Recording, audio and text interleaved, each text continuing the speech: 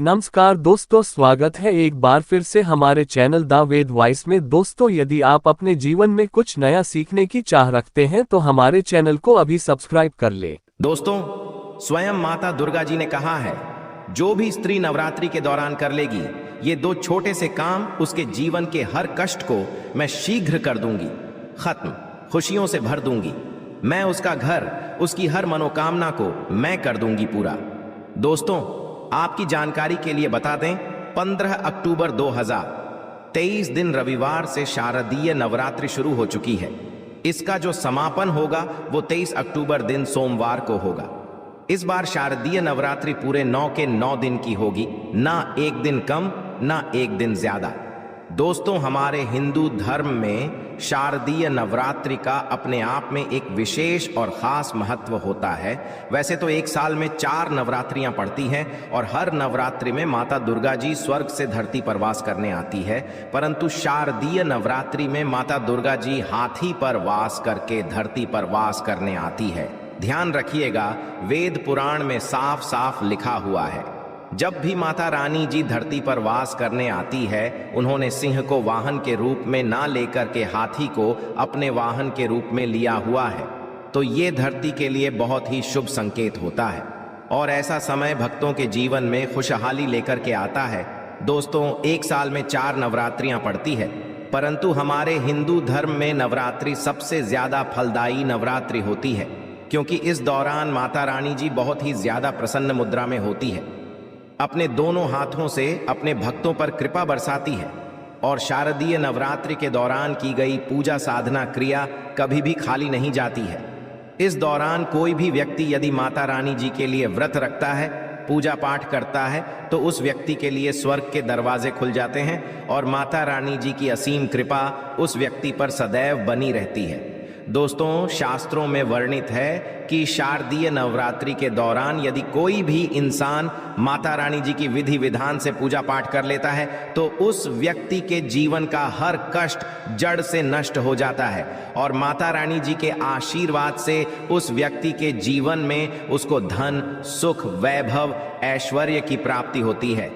दोस्तों, हमारे शास्त्रों में, हमारे वेद पुराणों में माताओं के लिए, बहनों के लिए शारदीय नवरात्रि के दौरान कुछ ऐसे उपायों के बारे में बताया गया है जो यदि माताएं, बहनें शारदीय नवरात्रि के दौरान सही मुहूर्त पर विधि विधान से कर लें, जिसके बारे में आज के इस वीडियो में हम आपको बताने जा रहे हैं, तो ऐसी महिलाओं को, ऐसी कन्याओं को शीघ्र ही माता रानी जी का वो वरदान और वो आशीर्वाद मिल जाता है, जिसके पश्चात उनके जीवन के हर प्रकार की परेशानी खत्म हो जाती है और माता रानी जी के आशीर्वाद से उनके जीवन में अपार खुशियां ही खुशियां आती हैं।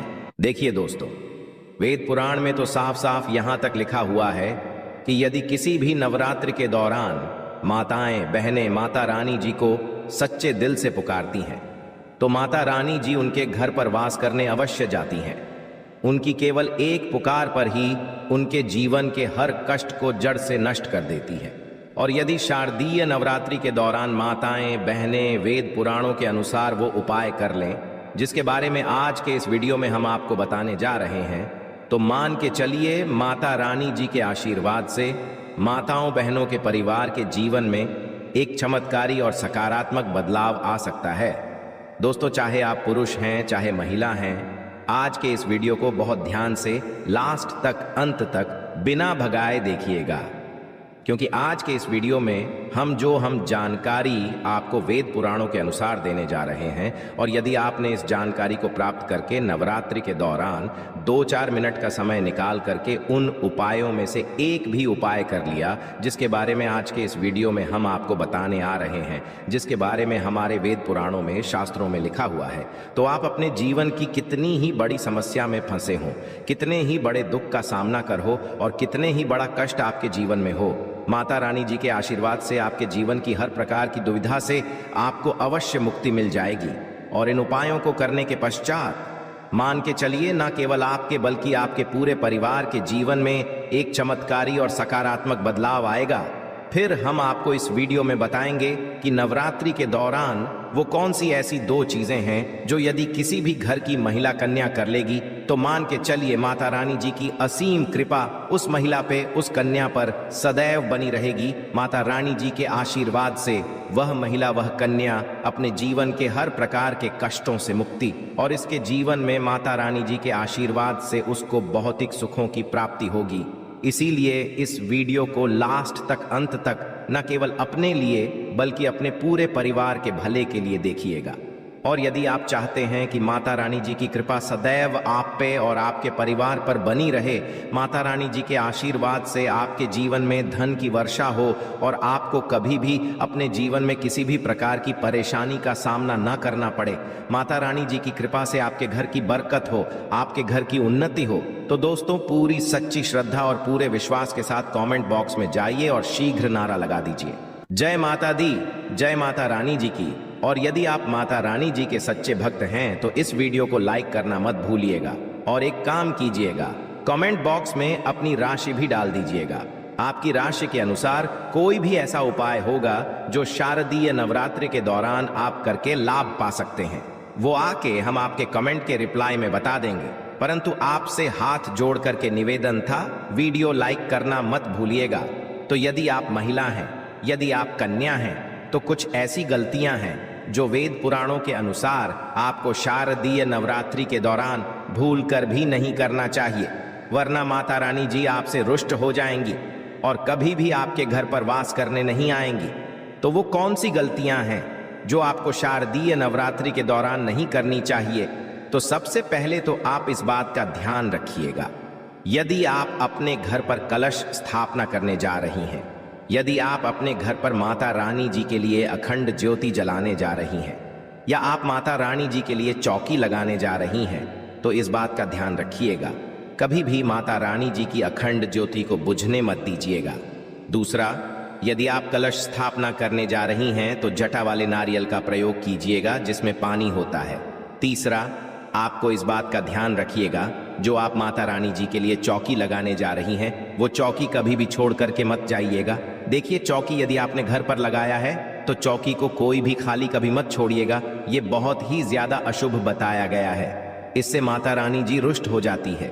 दूसरा, आपको इस बात का ध्यान रखना होगा कि यदि आप माता रानी जी की चौकी घर पर लगाने जा रही हैं तो केवल लाल कपड़े पर ही लगाइएगा।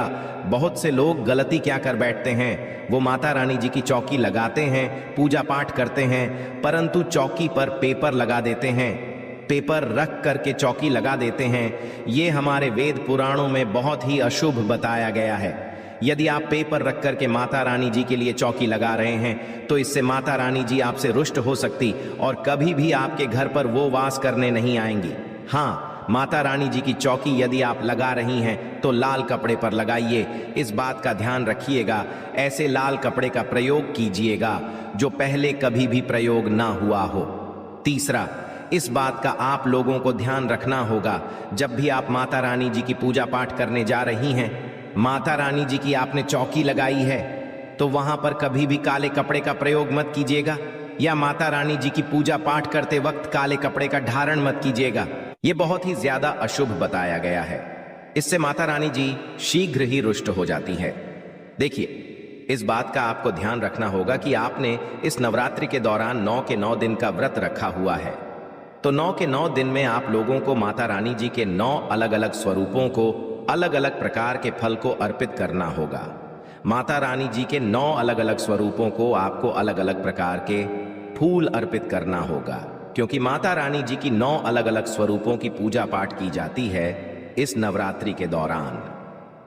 और हाँ, यदि आपने 9 दिन का व्रत रखा है तो पेट भर कुछ भी मत खाइएगा, क्योंकि जिस व्रत में तपस्या ना हो, संघर्ष ना हो, वो व्रत कभी भी फल पलट करके नहीं देता है। आप यदि इन बातों का ध्यान, तो माता रानी जी की कृपा आपको अवश्य मिलेगी। नवरात्रि के पूरे 9 दिन में घर में किसी भी व्यक्ति को ना नाखून काटने दीजिएगा, नाखून काटने वाली मशीन का प्रयोग करने दीजिएगा। ये बहुत ही ज्यादा अशुभ बताया गया है। इसी प्रकार से आप लोगों को इस बात का ध्यान रखना होगा कि माता रानी जी की पूजा में किसी भी तरीके के चमड़े की चीज का प्रयोग मत कीजिएगा। देखिए, होता क्या है, बहुत सी माताएं बहनें नवरात्रि का जो व्रत रखती हैं वो माता रानी जी के मंदिर जाती हैं, चौकियों पर जाती हैं। तो आप लोग इस बात का ध्यान रखिएगा, कृपया करके आप लोग कभी भी माता रानी जी के पंडाल पर जा रही हैं तो आप किसी भी चमड़े वाली चीज का प्रयोग मत कीजिएगा। जैसे पर्स हो गया, बेल्ट हो गई, चप्पलें हो गई, चमड़े वाली चीजों से आप लोगों को दूर रहना होगा। इस बात का आप लोगों को विशेष करके ध्यान रखना होगा। और आप लोगों को इस बात का ध्यान रखना होगा कि यदि आप नवरात्रि के 9 दिन का व्रत रख रही हैं तो कृपया करके दोपहर में सोइएगा नहीं। नवरात्रि के 9 दिन कभी भी दोपहर में सोया नहीं जाता है। यदि आपने व्रत रखा है तो ये कुछ ऐसी बातें हैं जिनका यदि आप लोग विशेष करके ध्यान रखेंगी तो आपके जीवन में आपको किसी भी प्रकार की परेशानी का सामना नहीं करना पड़ेगा और माता रानी जी की आपको कृपा भी मिलेगी। आपके व्रत का पलट करके आपको करोड़ों गुना लाभ मिलेगा।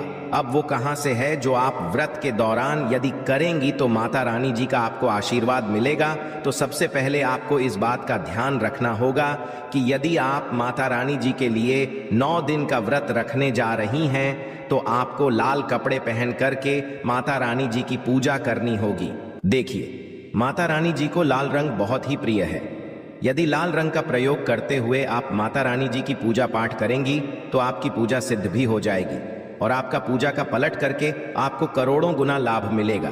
दूसरा, आपको इस बात का विशेष करके ध्यान रखना होगा, जब भी आप माता रानी जी के लिए पूजा पाठ करने जा रही हो तो पूजा पाठ करने से चौकी के पास थोड़े से गंगा जल का छिड़काव कर दीजिएगा। गंगा जल का छिड़काव करने के पश्चात ही माता रानी जी की पूजा पाठ कीजिएगा। ये बहुत ही ज्यादा शुभ बताया गया है।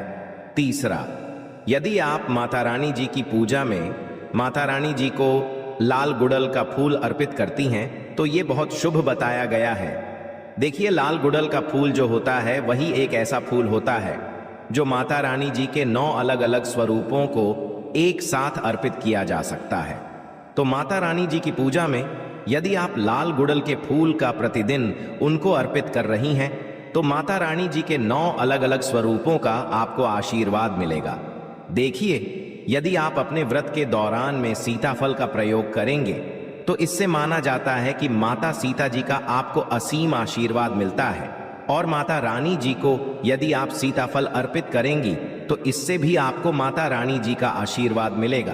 तो ये कुछ ऐसी चीजें थीं जिनका आपको ध्यान रखना है और नवरात्रि के दौरान करना है और आपको माता रानी जी का आशीर्वाद भी मिलेगा, वरदान भी मिलेगा और आपके जीवन में आप बहुत खुश रहेंगे।